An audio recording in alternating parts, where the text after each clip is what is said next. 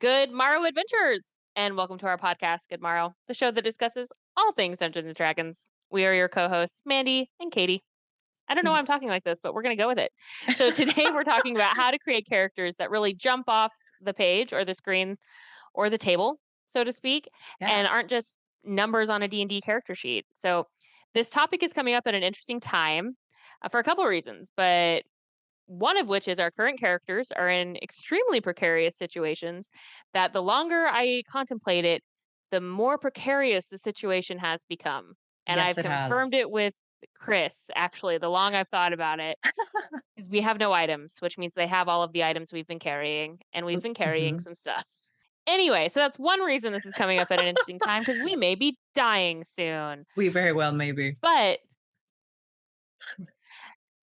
another reason is we're in the process of I'm going to be DMing for our group once a month coming up. We're going to be starting at the end of next month, giving me some time to prep, giving our DM a well deserved break because Yes. he doesn't get to play as a PC as often.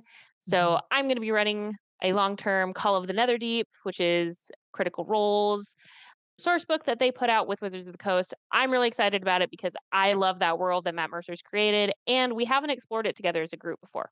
Right. We're so excited. Everybody's going it's gonna be super fun. It I know is. Chris is super excited because I feel like that's all he and I talk about in, like, the Mhm. best way possible, right? Where I'm Yes. always getting text messages from him like, "What about this? What about this?" Yes. Which is super fun. But so Katie, I'd love to hear your process about creating a new character because I feel like it's been really fun for me anyway, because I think about you creating your first character Yeah. and as the DM watching you create your latest character and talking that through with you, I feel like the process is so different and it's evolved Mhm. so much. So, what are you doing now? Like, what are you doing to create this character? Yeah. With this campaign for you for Call of the Netherdeep, I started with I wanted to Gesundheit. Back that up. So, yes, with this campaign, I started with I want to do a character that's completely different from what I've done in the past and present. I want to do something that stretches me, and I have never played a character that is more dark. I like shady and, maybe criminal-esque or, fill in the blank. I wanted to play a race that was different before. So I'm actually going to be playing a tabaxi, which is way different because my Yeah, I think first. this is the first time you haven't played like a closer to human Mhm. looking race, right? Yeah, it's either been elf or a Sumer human or half orc. So Wait, like a half it works a was little bit. I feel like it's yeah. there's been a fun evolution there. There has been. So that's where it all started. And it's really fun because the DM, my husband, he's also playing a tabaxi. And Hold what's on, we're gonna going pause. He's not the DM in this case. I am the Oh, that's DM. right. Yes. I demand that hat. The DM crown. Sorry. The demoted Once a month, DM. it's mine. It's once a month, it's Yes, mine. it is. So, Chris, the other unimportant player in this campaign. Yeah, I am the center of this universe. Anyway, continue. Yes. He's also playing a tabaxi. So it's kind of fun because as we've been building our characters, they're kind of like the antithesis of each other, which is really exciting. Feyre was created. Number one, some people might recognize the name. I'm a big fan of the A Court of Silver, not Silver Flames, A Court of Thorns and Roses books, Okay. and I haven't read those she's the ones yet. main. Yeah, that's the main character's name. Okay. And I deeply identified with that character and I just loved the name. So I thought about Feyre, and I was like, I just knew that her name was going to be Feyre. And I started thinking, okay, so if I want something different, what's different? Mhm. And my immediate thought was you should be a caster. And immediately I went, bleh, Yeah. because that was intimidating to me quite a bit, Yeah. actually. And then I thought about it a lot. And that's a dumb reason not to do something. Yeah. So I went all in on doing it one way or another. I threw out I don't think I only had 1 melee class when I was talking with Chris about classes for this campaign, and it was an eldritch knight. So still a caster in some way, Mhm. but everything else was casters. No clerics because I would be the worst cleric ever. I know this about myself. I would forget to prepare healing spells. It would be the classic Laura Bailey, "I'm the cleric" moment. Like, that would be me. I think there's a lot of for me with Feyre anyway, I wanted to it went at it as a strategy of what would be different for me. Mhm. And so that became, okay, so I've played melee classes. Let's look at what or martial classes. Let's play a caster. What kind of caster? The flavor of wizard has never really struck a chord with me, but Yeah. sorcerer has so much Mhm. in it that I was like, okay, I could get on board with that. That could be kind of fun to noodle with and mess around. So I looked at that, and it really just kind of grew from there. It's funny the things that you like pull from when you're creating characters without realizing it. Yeah. Feyre, I was thinking about it. I was like, man, Feyre's kind of a sad character compared to my other characters where they were a little bit more jovial or smart alecky. And Feyre's doing that a little bit as she grows. But Yes. she's kind of depressing for like the first couple months. She was a little sad. Yeah, she was. So I wanted to create something different. So I came at it from that angle. But for Maeve, I just wanted to create something that was super fun and would wreck stuff. And Um, she fit both of those yeah. really And I well. didn't really come up with a personality for her before we started playing. Really? I had a couple words that I wanted. Like I thought of like a couple words that I wanted to describe her. So like Okay. aggressive Yes. and jovial, I think was one of them where like she's always willing to laugh. That was something that Okay. I wanted. Like Maeve was always willing to have fun and but was Mhm. always very aggressive and very loyal and sometimes not to the Yes. right things. So, which I actually thought was kind of looking back, it was helpful though, because I could have Mhm. those 3 words to turn back to and be like, "Okay, I don't know what to do in this situation, but I know that Maeve is aggressive and loyal, Mhm. so she's going to go after that thing, even though the player in me goes, "Bleh, don't do that. Right. You're gonna die." So that was fun. And Ariadne, she just kinda formed in my head. Like, just, like, popped up and was like, "This is who I am." And I was like, "Excellent, let's go." Excellent. I think what's interesting is you go into a campaign thinking you're going to do one thing with this Uh-huh. character, and it just evolves and Yeah. changes. Because initially, a couple of the choices I've made for Feyre were not in my plan. Okay. So and there's still lots of layers to that character. I think the more you Mhm. think about your character, the more layers it becomes, and I think more layers develop as you play. But I would definitely agree with that. yeah, there's just character creation's so fun, but I think, as far as because sometimes you get stuck Mhm. on how to create this character. So I'm curious, do you have anything you do, like, if you're stuck on, like, a certain facet of your character to, like, try to push through or maybe, like, brainstorm on different things? Currently being stuck on one part of my character. I Um asked this specifically because of that. How can we help Caitlin push through this roadblock that she has? Yeah, so I'm stuck on deciding her background, really. There's parts that I know that I Mm, want, like with her parents. All of my other characters have had, with the my exception of one, have had very happy backgrounds, very happy, like, family life, loving parents. I know that I want her to be either like an orphan or her parents to have died at some point, or she was just abandoned as a child, somewhere in that unhappy place.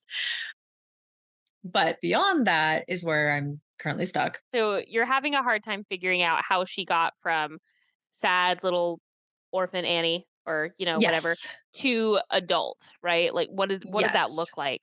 And I think this conversation is actually demonstrating something that I think players should do Hmm. when they're creating characters if they hit that spot, like talk to other people. Now, Yes, it it helps could so be much. that, like, for you, there's parts of your background, and I think every player has this, where, like, there's some secrets you want to keep because Right. it'll be fun RP later.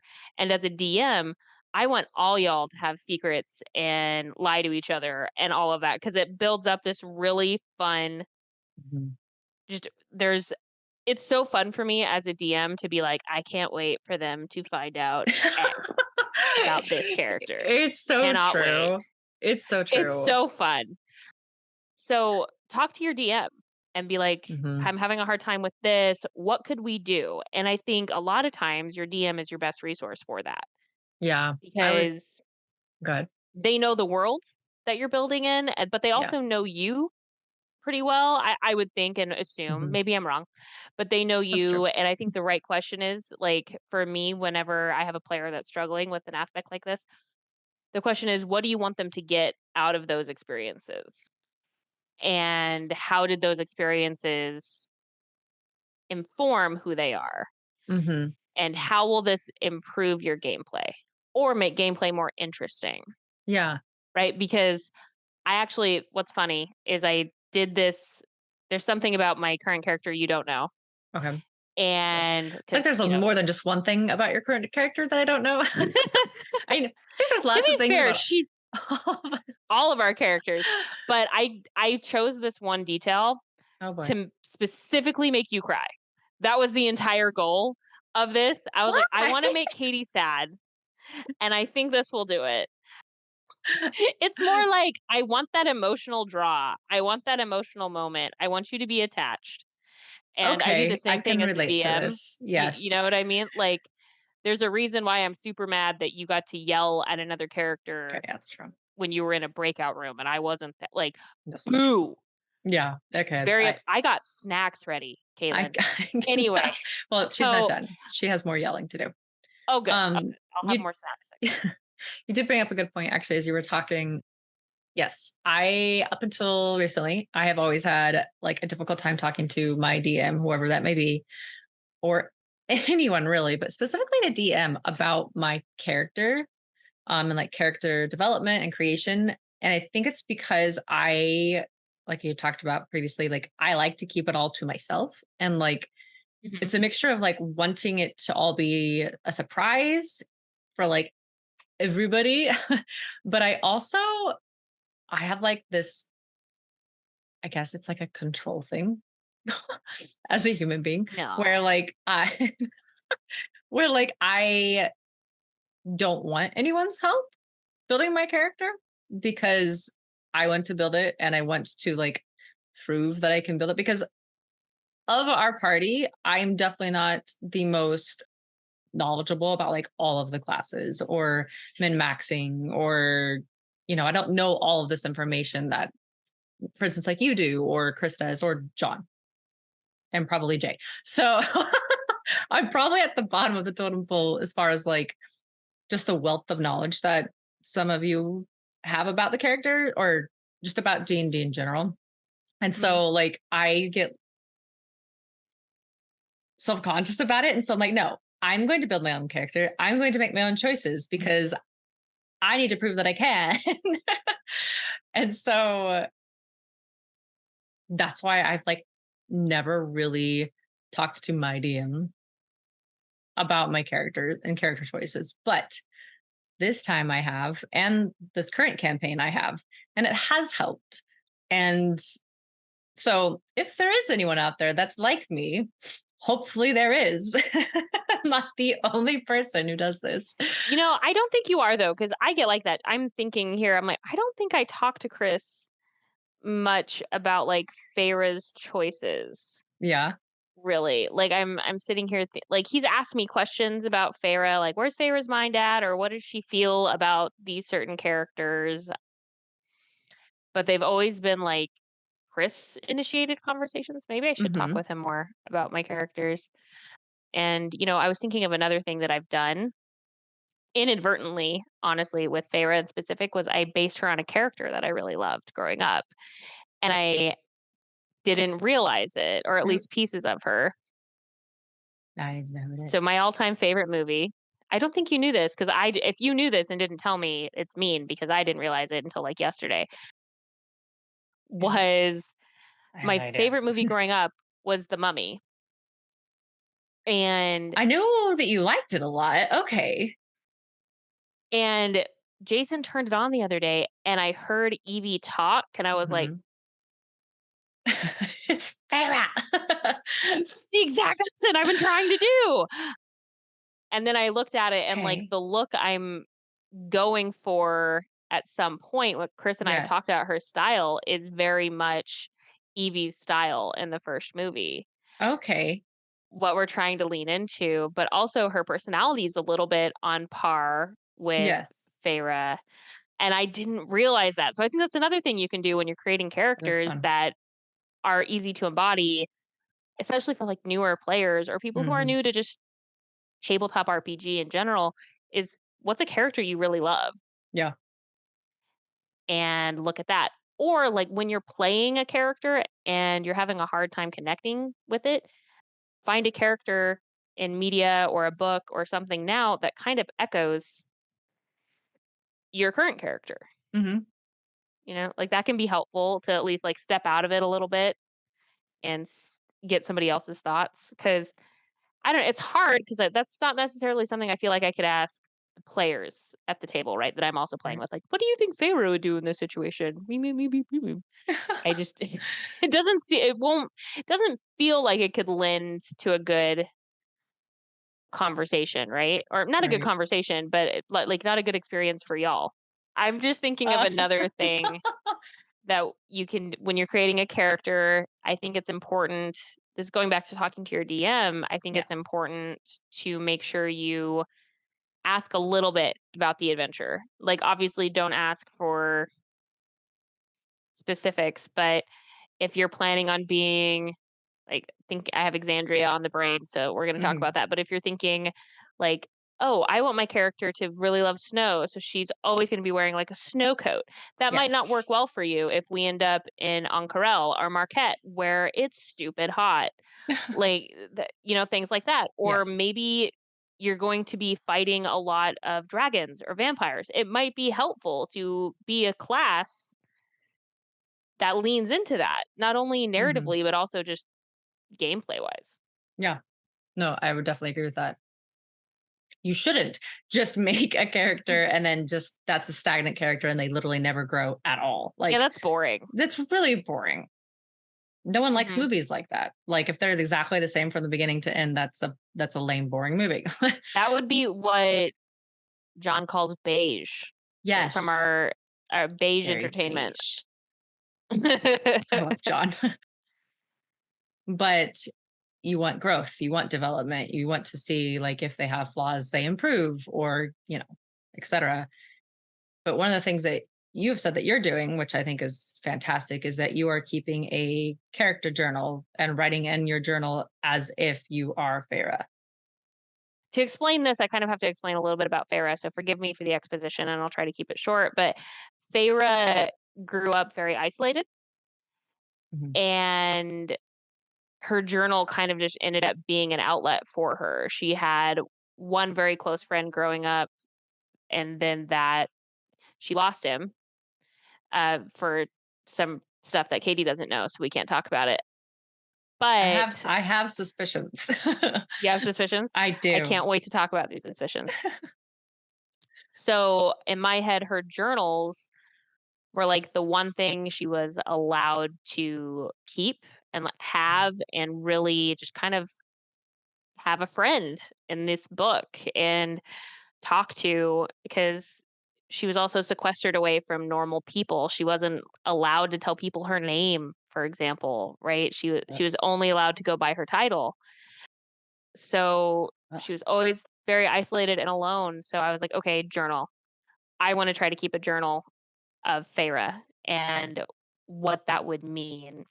It's been interesting. So for her, I'm not necessarily doing Dear Diary, this is what happened today. It's Right. more this is the first time she's had any sort of freedom. So like she has lists of things she wants to do and lists of things that she's experienced and accomplished. So like she has a list of got a tattoo with the orcs and killed a frost giant, Yes. little things like that. And she doodles in her journal quite a bit. So she has like sketches of everybody in her group and in the group and stuff. And I've made performance roles for them. Chris hasn't told me to, but I've made performance roles. Oh, that's They're not hilarious. perfect. It's been a really interesting way to kind of get in a character that feels so closed off sometimes. Yeah. Yeah. And I can see that. she's not closed off on purpose to me. It's more she literally doesn't know how.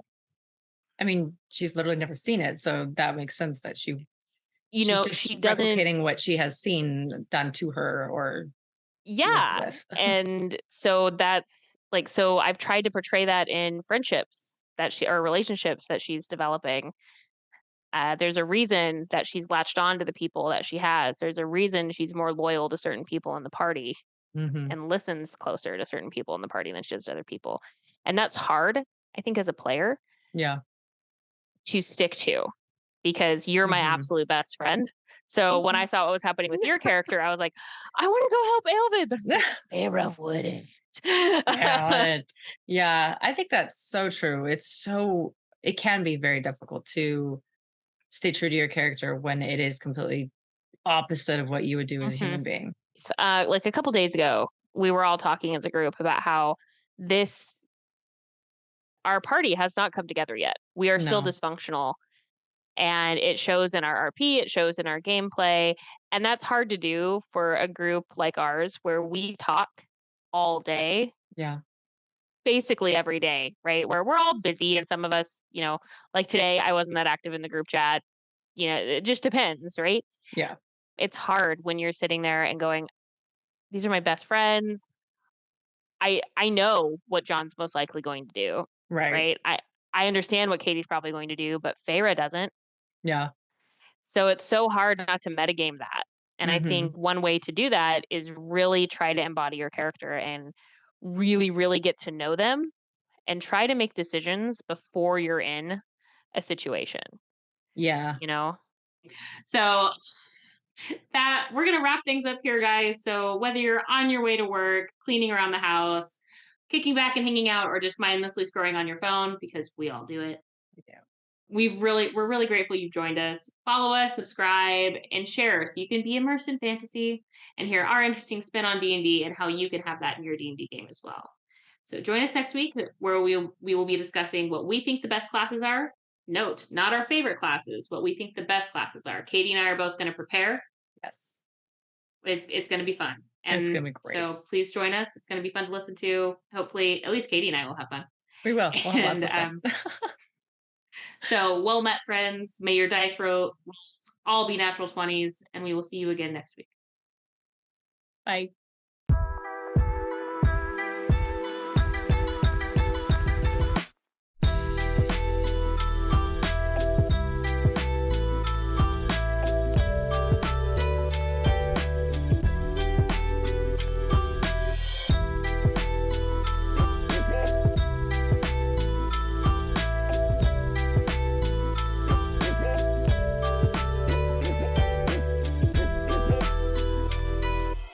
See you soon. See you soon. Oh no, Yep. that's going to It's be in there. coming.